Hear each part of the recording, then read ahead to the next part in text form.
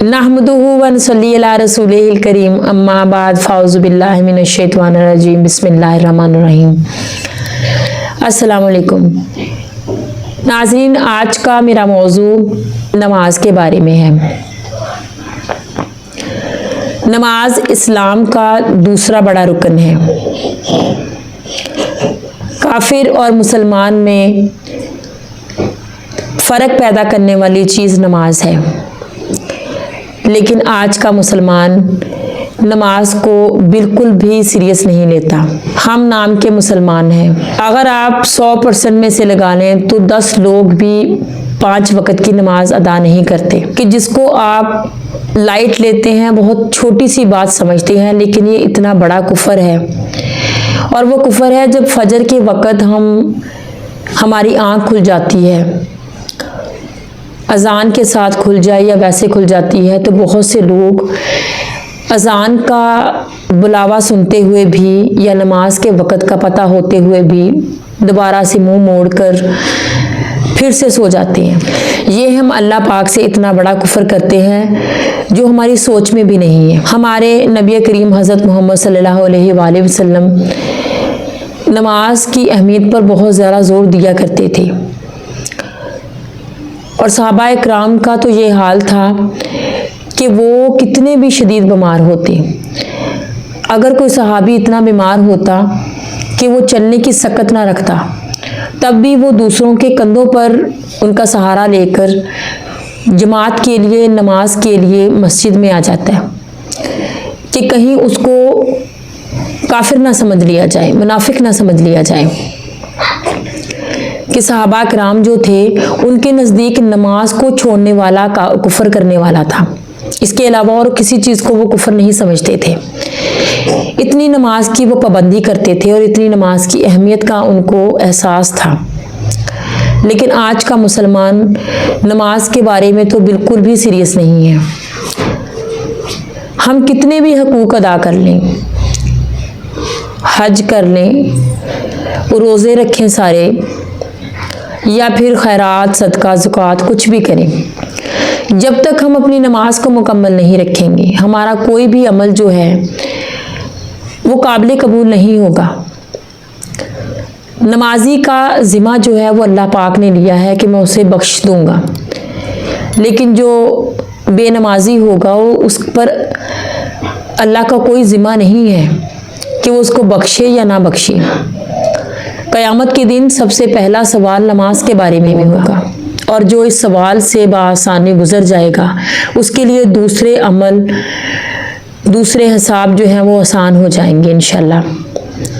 तो हमें अपनी नमाज़ों की फ़िक्र करनी चाहिए। बच्चों को शुरू से ही नमाज की आदत डालनी चाहिए।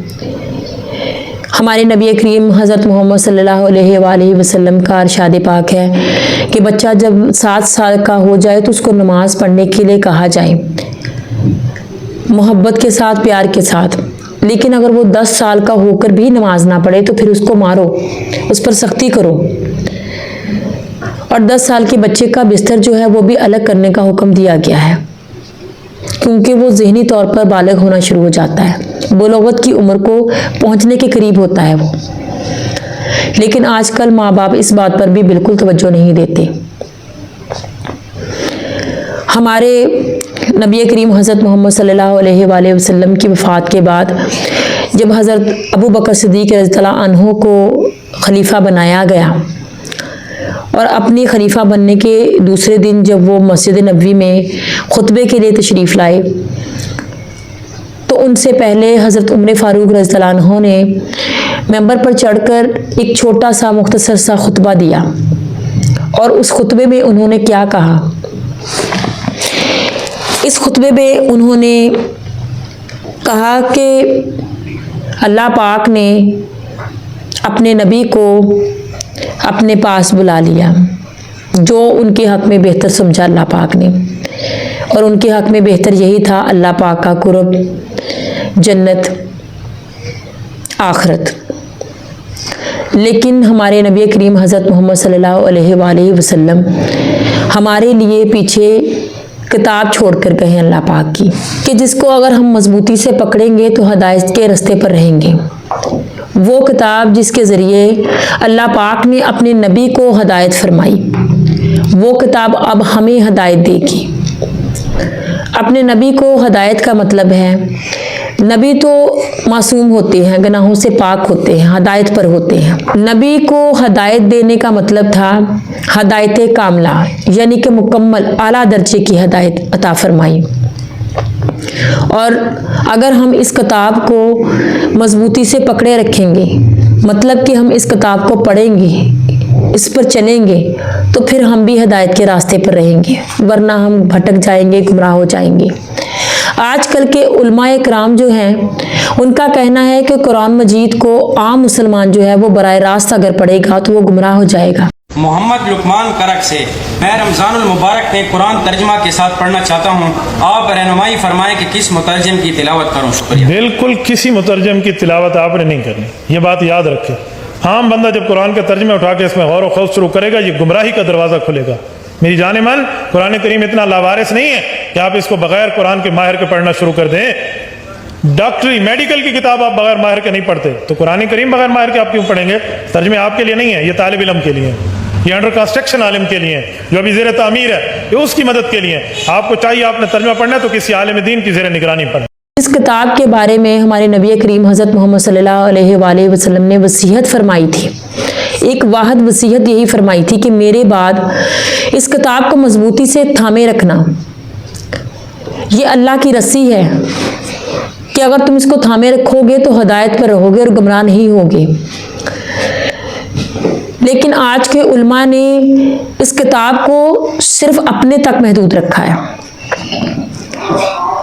और ये कुरान के ठेकेदार बने हुए हैं कि हम ही इसमें से जो पढ़ेंगे, जो अखज़ करेंगे, जो इसके नतीजे निकालेंगे, जो इसका तर्जुमा करेंगे, वही हम लोगों के लिए है। तो इस तरह की बात बिल्कुल भी नहीं है। हर मुसलमान पर इस किताब को पढ़ना, इसको समझना और इस पर चलना हर मुसलमान पर फ़र्ज़ है। और ये वसीयत हमारे नबी पाक की हर मुसलमान के लिए थी, ये सिर्फ उलमा के लिए नहीं थी। इसीलिए तो हम गुमराह हो रहे हैं, क्योंकि हम उलमा से जो कुछ सुनते हैं, जो वो कुरान से अखज़ करते हैं अपनी अपनी अकल और अपने अपने इल्म के मुताबिक, हम उसी को सुनते हैं और उसी पर चलते हैं बगैर तस्दीक किए। और मेरे भाइयों और बहनों, ये बात आप अच्छी तरह से सुन लें कि अल्लाह पाक ने हमसे ये सवाल भी करना है कि क्या हमने खुद इस किताब को नहीं पढ़ा था, हमने खुद इस बात की तस्दीक नहीं की थी। अगर हम खुद नहीं पढ़ सकते तो हम किसी से जाकर उसका मतलब पूछ लें, लेकिन हमें खुद ये कोशिश करनी चाहिए कि हम इस किताब को पढ़ें और इसको इस हिसाब से पढ़ें, तर्जुमे के साथ पढ़ें कि हम इस पर अमल भी कर सकें। बहुत से लोग ये कहकर मुतमिन हो जाते हैं कि हम सुबह फजर के बाद इसकी तिलावत करते हैं। तिलावत करने से, क्योंकि हमारी ज़बान अरबी तो नहीं है, हम नहीं जानते कि हमें अल्लाह पाक ने क्या बताया है इसमें। अगर हम उसे तर्जुमा के साथ पढ़ेंगे तो फिर ही हमें पता चलेगा ना कि इस आयत का ये मतलब है, अल्लाह की तरफ से ये हुक्म है, अल्लाह की तरफ से ये खुशखबरी है, अल्लाह की तरफ से हमारी तरफ ये डर भेजा गया है। तो हमें चाहिए कि हम कम से कम एक रुकू कुरान पाक का रोज़ाना का तिलावत करें और उसका तर्जुमा पढ़ें, उसको समझने की कोशिश करें, क्योंकि अल्लाह के यहाँ तो कोशिश का भी बहुत बड़ा अजर है और वो नियतों को जानने वाला है। जब हम उसको नियत के साथ पढ़ेंगे तो वो हमें उसको सही समझने की तौफीक भी देगा, हमारे दिल, हमारे जहन को भी खोलेगा और हमारे लिए रहनुमाई के रास्ते खोल देगा, कुशादा कर देगा। ये हदायत वाली किताब सबके लिए है। तो हमें कुरान पाक की तिलावत करनी चाहिए तर्जुमे के साथ और नमाज को पाबंदी से अदा करना चाहिए। सुबह को खुद भी उठें, अपने बच्चों को भी उठाएं। आप मत ये देखें कि बच्चे रात को लेट सोए थे, आप मत ये देखें कि वो रात को पढ़ते रहे थे। आप उनको नमाज के लिए लाजमी उठाएं। जब उनकी उम्र नमाज की हो गई है तो फिर इसमें कोताही जो है वो आपकी तरफ से बिल्कुल भी नहीं होनी चाहिए, कि ये अल्लाह पाक का हुक्म है हमारे लिए कि काफिर और मोमिन में है जो फर्क पैदा करने वाली चीज है वो नमाज है। क्योंकि हमारे सहाबा कराम तो जो कुफर करता था यानी कि नमाज को छोड़ता था उसको ही काफिर कहते थे, उसको ही मुसलमान नहीं मानते थे। ये सहाबा का अकीदा था और उनका अकीदा क्या था? हमारे नबी करीम हज़रत मोहम्मद सल्लल्लाहु अलैहि वसल्लम का अकीदा। और हमारे नबी का अकीदा क्या था? जो हमारे अल्लाह पाक का है। हमारे नबी अल्लाह के हुक्म पर चलते थे, शरीयत पर चलते थे, और शरीयत किसकी है? अल्लाह पाक की। और हमें चाहिए कि हम सहाबा के नक्शे कदम पर चलें।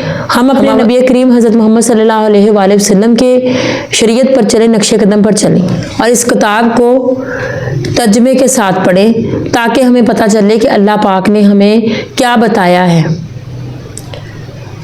हो सकता है कि हम इसको जब तर्जमे के साथ पढ़ेंगे तो हम हदायत के रास्ते पर आ जाएं, हम अल्लाह के उस अजाब से खौफ खा जाएं जो उसमें हमें जगह जगह पर बयान किया है।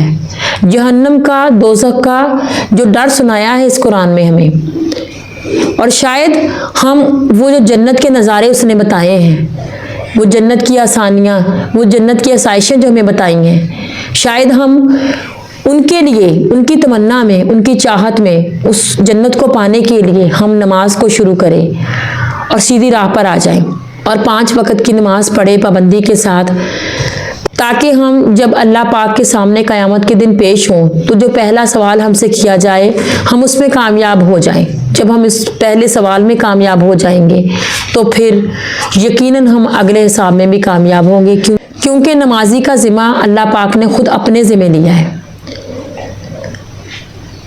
तो हमें चाहिए कि हम कुरान को पढ़ें, अपने लिए हदायत मांगे और अपनी नमाज को कायम करें। अल्लाह पाक हम सबको अपने अहकामात पर चलने की तौफीक अता फरमाए, आमीन।